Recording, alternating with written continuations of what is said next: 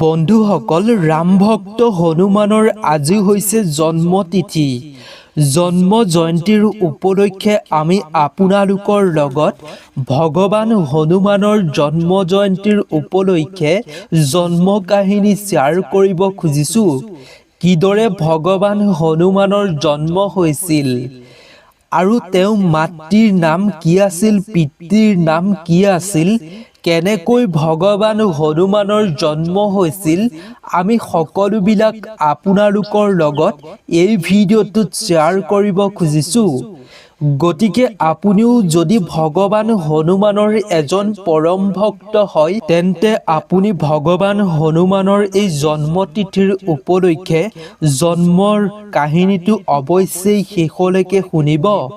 আপুনি কেতিয়াও আধৰুৱা কৰি ভগৱান হনুমানক অনাদৰ নকৰিব।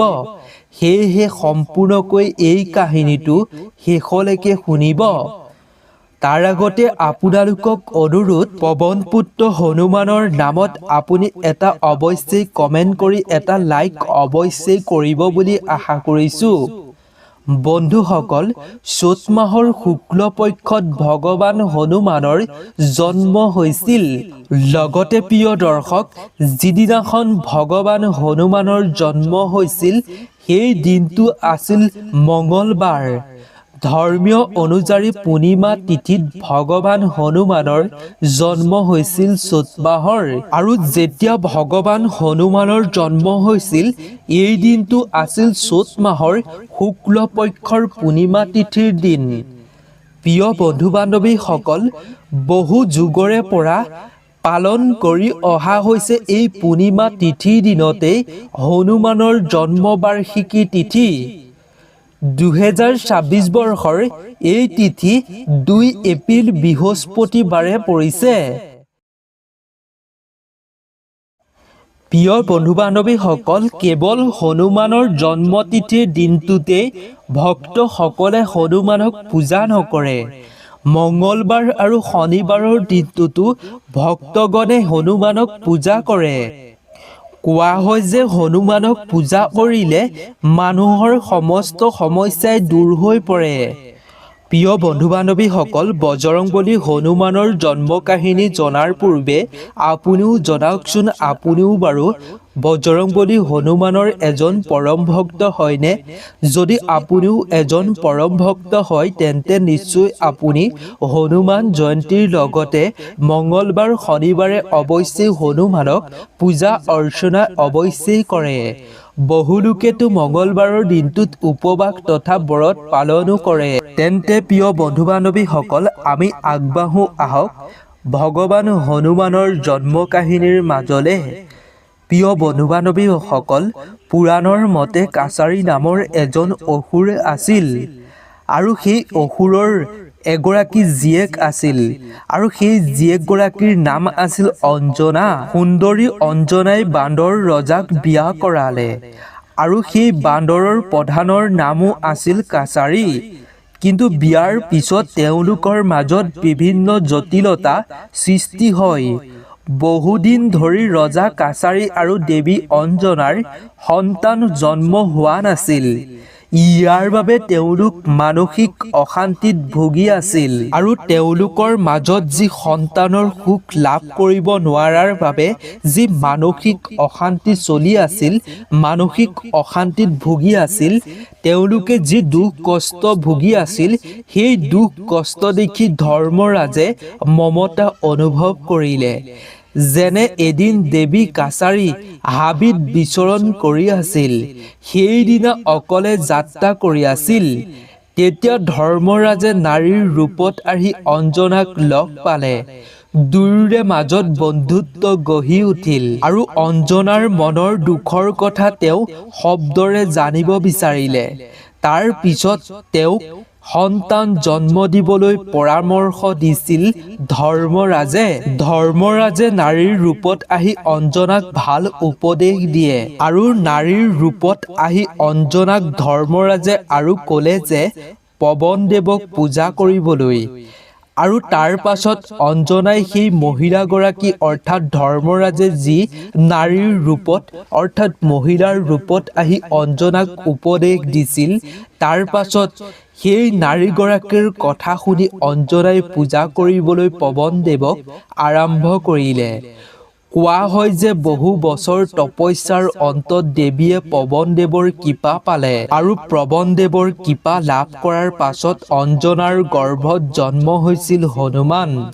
সেইবাবেই ভগৱান হনুমানক পৱন পুত্ৰ বুলি জনা যায়। প্ৰিয় বন্ধু বান্ধৱীসকল, বৃক্ষমণ্ড পুৰাণত এনে কাহিনী বৰ্ণিত হোৱাৰ বিপৰীতে শিৱ পুৰাণৰ আন এক কাহিনীও আছে।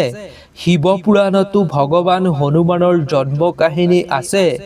সেই পুৰাণৰ মতে ভগৱান হনুমান ভগৱান শিৱৰ 11তম ৰুদ্ৰ অৱতাৰ। তেওঁ জন্ম হৈছিল অঞ্জনা দেৱীৰ গৰ্ভত আৰু গোটেই জীৱন ৰামৰ সেৱা কৰাৰ প্ৰতিজ্ঞা কৰিলে। শিৱ পুৰাণৰ মতে ভগৱান বিষ্ণু ৰাম হিচাপে জন্ম হৈছিল। শিৱ পুৰাণৰ মতে সাগৰ মন্থন কৰাৰ পিছত ভগৱান বিষ্ণুৱে নাৰীৰ ৰূপ ধাৰণ কৰে। সাগৰ মন্থনত অমৃত প্ৰকাশ পায় আৰু সেই অমৃতা এগৰাকী সুন্দৰী নাৰী হিচাপে আহিছিল। দেৱতা অসুৰৰ মাজত অমৃত বিতৰণ কৰিবলৈ আহিছিল ভগৱান বিষ্ণুৱে নাৰী ৰূপ ধাৰণ কৰি। আৰু যি নাৰীৰ ৰূপ ধাৰণ কৰিছিল সেই নাৰীগৰাকীৰ নাম হৈছে মোহিনী। একমাত্ৰ ভগৱান শিৱই গম পাইছিল যে মোহিনী সঁচাকৈ নাৰী নহয়, ভগৱান বিষ্ণুৱেহে নাৰীৰ ৰূপ ধাৰণ কৰিছিল বুলি শিৱইহে গম পাইছিল। শিৱ পুৰাণৰ মতে সেই মোহিনীৰ আবিৰ্ভাৱ দেখি শিৱ মোহিত হৈছিল। ইয়াৰ পাছত সেইখিনি সময়তে বৰষুণ আহিল। অঞ্জনাই যেতিয়া এজন পুত্ৰৰ বাবে তপস্যা কৰি আছিল আৰু তেতিয়া সেই বৰষুণৰ ফলত অঞ্জনাৰ কাণেৰেদি বালি সোমাই পৰিছিল। সেইবাবেই অঞ্জনা গৰ্ভৱতী হৈছিল। মহাবীৰ হনুমানৰ জন্ম হৈছিল। সেয়েহে ভগৱান হনুমানক শিৱৰ অৱতাৰ বুলি কোৱা হয়। প্ৰিয় বন্ধুসকল, শিৱ পুৰাণৰ অনুসৰি ভগৱান হনুমান ভগৱান শিৱৰ 11তম ৰুদ্ৰ অৱতাৰ বুলি কোৱা হৈছে। আন এক কাহিনীৰ অনুসৰি কোৱা হয় যে অঞ্জনা দেৱীয়ে পুত্ৰ হিচাপে শিৱক পাবৰ বাবে তপস্যা কৰি আছিল আৰু দেৱী অঞ্জনাৰ তপস্যাত ভগৱান শিৱ সন্তুষ্ট হৈ অঞ্জনা দেৱীক দৰ্শন দি ক'লে যে তেওঁ একাদশ ৰুদ্ৰ ৰূপ হিচাপে জন্ম ল'ব। পুৰাণৰ মতে ভগৱান হনুমান অঞ্জনা দেৱীৰ গৰ্ভত জন্ম হৈছিল। ভগৱান হনুমানৰ মাতৃ অঞ্জনা আছিল আৰু সেইবাবেই ভগৱান হনুমানক মহাদেৱৰ অংশ বুলি জনা যায়।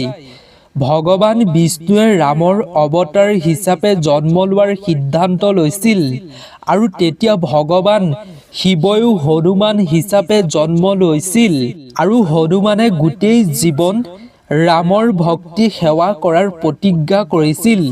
ইজনে সিজনৰ অস্তিত্ব সম্পূৰ্ণ কৰিবলৈ ভগৱান বিষ্ণুৱে ৰামৰ অৱতাৰ লৈছিল আৰু ভগৱান শিৱই হনুমানৰ অৱতাৰ লৈছিল বুলি পুৰাণৰ অনুসৰি উল্লেখ কৰা হৈছে।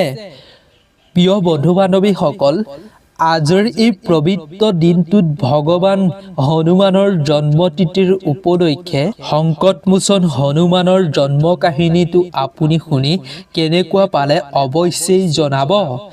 প্ৰিয় বন্ধুসকল, আপোনালোকে যদি এই কাহিনীটো সম্পূৰ্ণকৈ শুনিলে তেন্তে আৰু 10 জনৰ লগতো যিমান পাৰে সিমান শ্বেয়াৰ কৰিব, যাতে সংকটমোচনে সকলোৰে বিপদ বিঘিনি মনৰ ইচ্ছা পূৰ্ণ কৰে। সেইবাবেই সকলোৰে লগতে পবিত্ৰ এই হনুমান জয়ন্তীৰ দিনটোত শ্বেয়াৰ কৰিব।